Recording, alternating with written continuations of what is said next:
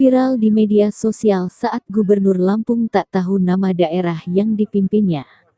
Video Gubernur Lampung Arinal Junaidi bertanya ke warga nama daerah yang dipimpinnya viral di media sosial dan jejaring pertemanan pada Jumat tanggal 5 Mei tahun 2023 malam.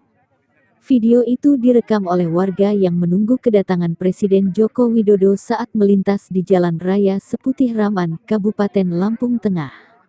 Dalam video berdurasi 30 detik dan telah beredar secara berantai itu tampak Jokowi berbicara dengan Menteri BUMN Erick Thohir, Menteri Perdagangan Zulkifli Hasan dan Arinal Junaidi, serta Menteri PUPR Basuki Hadimuljono. Pada video itu terlihat Arinal menoleh lalu menunjuk ke arah perekam video. Dia kemudian menghampiri sambil bertanya ke warga. "Ini apa, daerah apa namanya?" tanya Arinal. "Seputih Raman, Pak," terdengar jawaban warga kompak. Abis itu,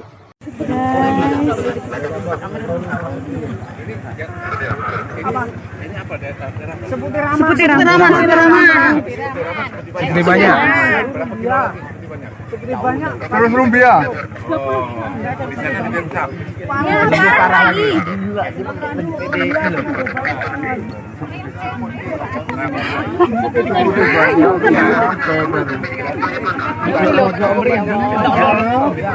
Banyak.